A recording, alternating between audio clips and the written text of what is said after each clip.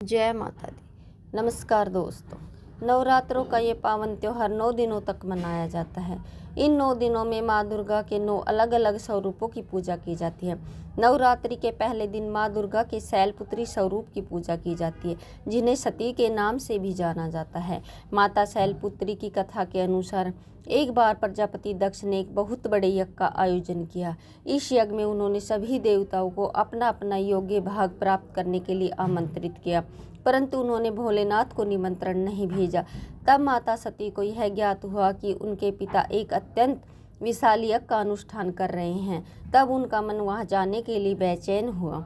उन्होंने भोलेनाथ को अपने मन की सारी व्यथा बताई। भोलेनाथ बोले, देवी, प्रजापति दक्ष शायद हमसे किसी बात पर रुष्ट हैं, इसलिए उन्होंने सभी देवताओं को अपना अपना यज्ञ भार समर्पित किया है, परंतु उन्होंने हमें नहीं बुलाया, न ही हमें कोई सूचना भेजी, इसलिए आपका वहां जाना उचित नहीं होगा। भोलेनाथ की यह बात सुनकर माता सती का मन शांत नहीं हुआ। पिता के द्वारा किए गए यज्ञ में सम्मिलित होने और अपनी माता और बहनों से मिलने की इच्छा और प्रबल होती जा रही थी।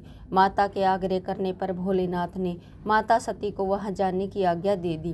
पिता के घर जाकर माता सती ने देखा कि कोई भी उनसे प्रेम और आदर पूर्वक बात नहीं कर रहा, केवल उनकी माता ने उन्हें स्नेह से गले लगाया।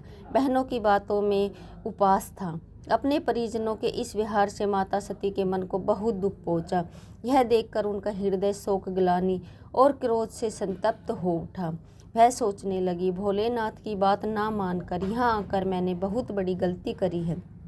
वह अपने पति के इस अपमान को सहन न कर सकी और उन्होंने अपने उस स्वरूप को वहीं योग अग्नि से जलाकर भस्म कर दिया। इस दुखद घटना को सुनकर भोलेनाथ ने क्रोध में आकर अपने गणों को भेजकर दक्ष के उस यज्ञ का पूर्णतः विध्वंस करवा दिया।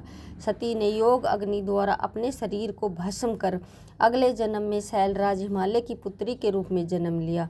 माता शैलपुत्री का जन्म शिला यानी पर्वत से हुआ है, इसलिए इनकी पूजा अर्चना करने से जीवन में स्थिरता आती है। इनकी पूजा अर्चना से वैवाहिक जीवन सुखद हो जाता है और घर में सुख समृद्धि आती है। और माता की पूजा अर्चना से मूलाधार चक्र जागृत हो जाते हैं, जिसके फलस्वरूप जीवन में स्फूर्ति और उत्साह का विकास होता है। और साथ ही साथ माता शैलपुत्री की पूजा अर्चना से चंद्रमा से जुड़े सभी प्रकार के दोष दूर होते हैं और भक्त को सौभाग्य की प्राप्ति होती है। दोस्तों, नवरात्रि के प्रथम दिन माता शैलपुत्री की पूजा सफ़ेद रंग के विशेष पुष्पों से करें।